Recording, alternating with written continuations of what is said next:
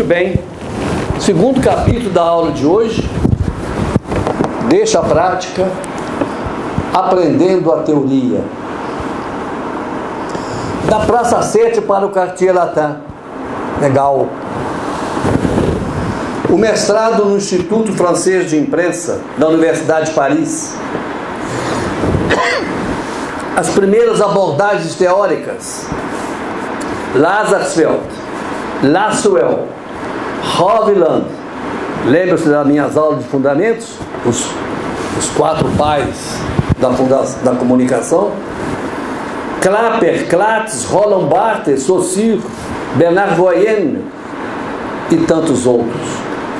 Explicavam-nos as influências dos meios de comunicação e o seu papel no desenvolvimento nacional. Os jornais tinham influência. Os seminários no SECMAS, Centre des Autres Études de Communication de Masse, na Sorbonne, com Edgar Morin e Violette Morin. Edgar Morin, com 80 anos, que estava para vir nesse congresso que a UNA está fazendo junto com o FISEC, o Fórum Estratégico, Fórum Ibero-Americano de Estratégia de Comunicação Social. Começa aqui na UNA, no ICA, no dia 18 de outubro, vai até o dia 20. Minha dissertação, daí você vê as minhas imagens futebolísticas, o Pedro, amparou-se na metodologia de análise quantitativa e qualitativa de conteúdo de Jacques Heisser, autor do livro Une semaine dans le monde, uma análise comparativa de um mesmo dia coberto por 14 jornais diários no mundo. O Estadão saiu-se muito bem na fita. O único jornal dos 14 que publicou no dia todas as mais notícias que todos os demais 13 que estavam sendo comparados. A dissertação intitulou-se La portée sociale et politique de l'information sportive au Brésil. A dimensão social e política da informação esportiva no Brasil. Sim, eu quis comparar como era a informação esportiva em nosso país e em um país mais desenvolvido. A cobertura de uma semana de 3 jornais franceses e 3 jornais brasileiros, medindo centímetro por centímetro. Le Monde, Le Figaro e François, e 3 brasileiros, Estado de São Paulo, Jornal do Brasil, Estado de Minas. Eu tinha que ter os 3 jornais que eu estava lá, e quem me comprava nas bancas e mandava para mim foi um colega, um dos maiores escritores brasileiros hoje, Sérgio Santana. Não é escritor de lista de Veja tão fácil, mas é um dos maiores escritores. Começou a trabalhar comunicação na nossa faculdade, na PUC, e veio a se aposentar no FRJ. Ali a gente conseguiu ver muitas vezes o ópio que representa a cobertura esportiva no Brasil, pela quantidade de conteúdo e de matérias sem menor sentido, como até hoje nós estamos vendo. A novela dos 3 times mineiros que vão cair para a 2ª divisão, num dia assim, aproximam-se, chegaram mais um pouquinho, perdeu de novo, caíram, vai chegar o dia e fala isso.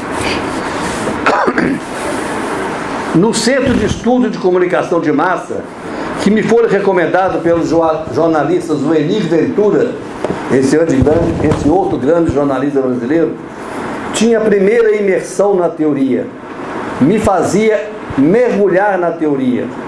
Eu aprendia que aquela prática jornalística brasileira também provocava efeitos na nossa população. Os textos estavam visceralmente submetidos ao contexto político. O poder econômico e o poder político influenciavam o conteúdo Praticávamos, sem dúvida, um jornalismo naif.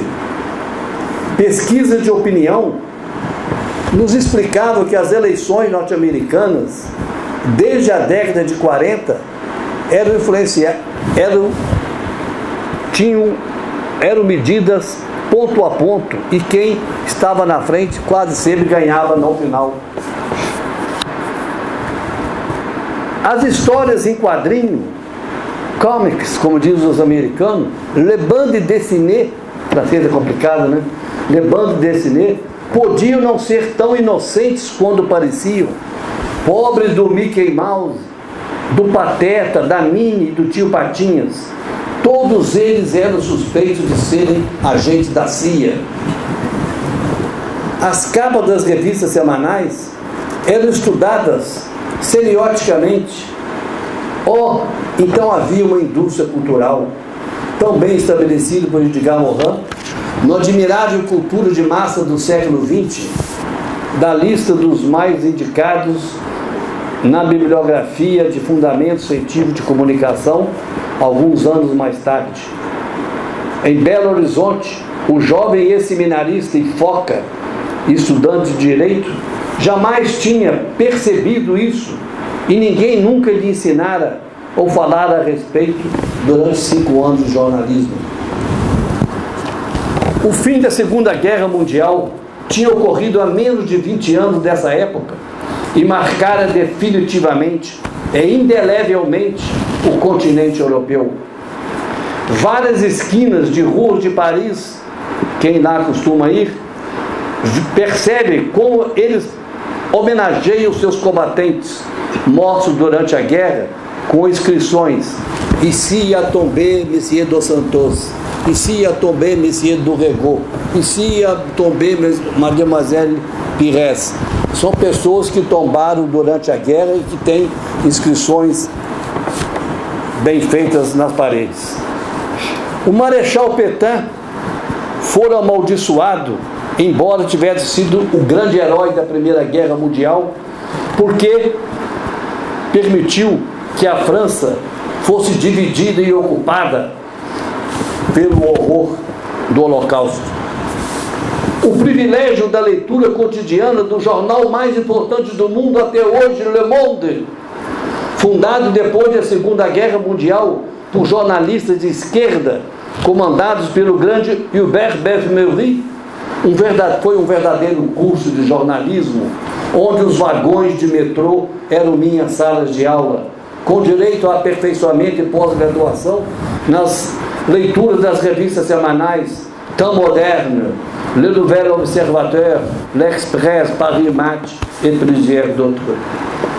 A França era um centro intelectual do mundo, recuperara-se politicamente e produzia reflexões e teorias em série. A primeira e essencial pergunta que até hoje não quer se calar. Atenção, profissionais de comunicação, atenção, jornalistas do nosso curso. Os meios de comunicação publicam o que os seus donos querem publicar? Ou os meios de comunicação publicam o que o povo quer ler?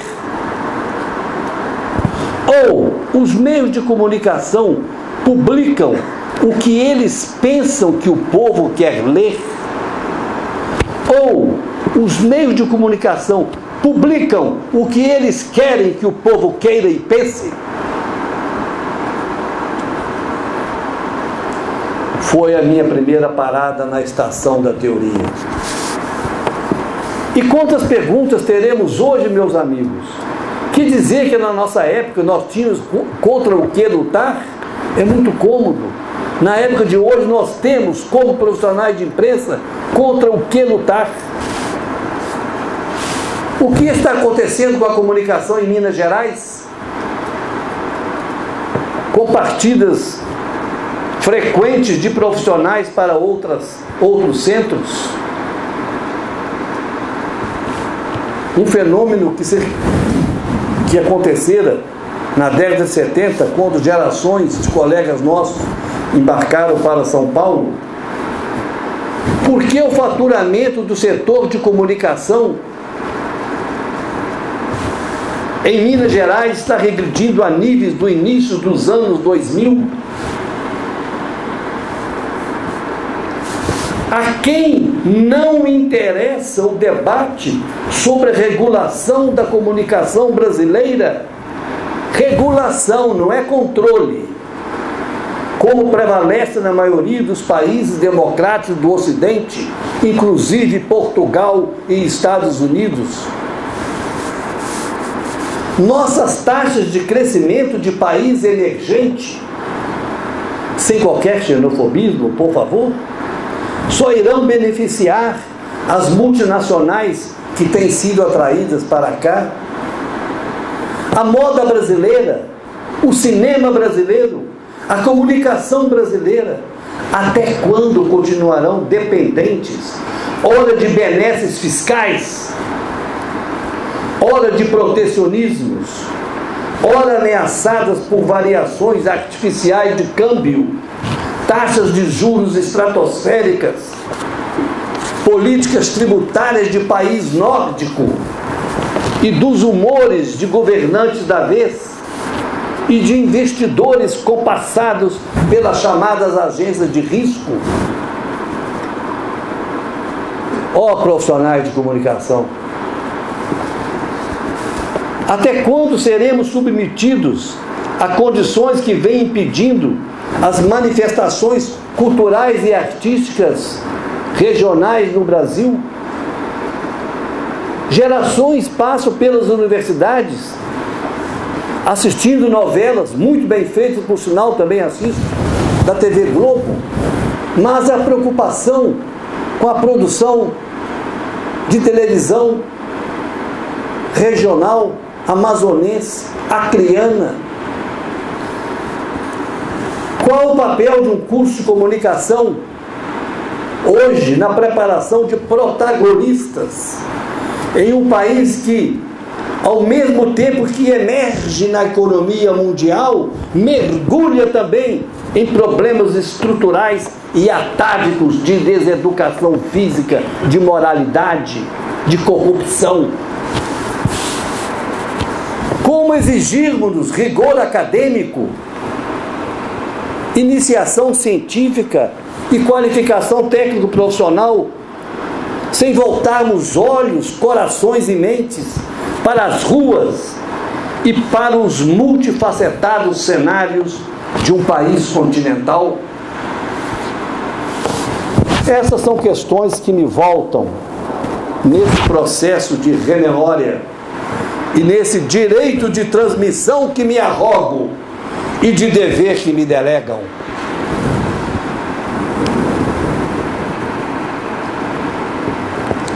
A experiência europeia, como a experiência estrangeira, como a experiência brasileira de vários estudantes, professores, profissionais que continuaram a pensar, refletir, veio se somar a uma formação profissional iniciada na marra.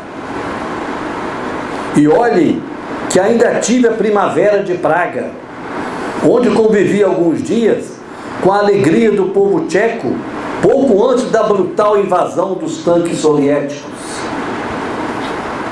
Sobre maio de 68, em Paris, já discorri muito nas suas repetidas comemorações decenais. Foi, sem dúvida, uma das, se não a maior, manifestação de jovens do século XX. Fez de Gaulle, poderoso como presidente da República de Paris, refugiar-se na Alemanha por algumas horas para combinar com o comando francês ali e o exército francês ali estacionado, como ele ia retomar a ordem em seu país. Eu estava lá, participei, corri da polícia, cheirei gás, ajudei a ocupar as instalações do Instituto Francês de Imprensa, morava na Rue de la Sorbonne, no Quartier Latin, refugiei-me no subúrbio de La Nation, meu filho acabara de nascer, Pretendíamos a utopia, era proibido proibir. Por que não vamos mais pretender a utopia? Por que não vamos continuar proibindo proibir? E como diriam os franceses, hélas, foi do continente europeu que esse jornalista acompanhou o endurecimento de nossa ditadura. Como se esse abjeto substantivo, ditadura, pudesse comportar um pronome possessivo na primeira pessoa do plural. Era pelo Le Monde que acompanhávamos, equatorianos, argentinos, iranianos, a declaração e as primeiras consequências do AI-5. Foi quando uma cortina fechou tragicamente a esperança tênue de uma redemocratização breve no Brasil. Esse ato, chamado ironicamente de institucional, produziu um longo período que coibiu a população brasileira de ver o que acontecia por detrás das coxias daquele espetáculo de horror, de prisões, sequestros, torturas, assassinatos, censura, medo e resistência, muita resistência. Finalizando, desculpando mais um pouquinho o francesone. Franceses têm verbos diferentes para falar de evocações, para denominar o que queremos com o verbo recordar. Eles podem dizer, por exemplo, souvenir. Ah, te trouxe um souvenir. Ou ele é verbo, je me souviens. Mas tem um outro verbo, que é rappeler. Je rappelle. Rappeler é o sentido que eu busco nessa fala com vocês. É o de chamar de novo. Voltar a chamar. Chamar novamente. Eu sou chamado de novo para uma faculdade. E os semióticos que me ajudem, ou os psicanalistas. Perceba que o verbo chamar, além do mais, contém chama. Alunos e professores do Instituto de Comunicação e Artes, meus queridos funcionários, eu chego para vos chamar.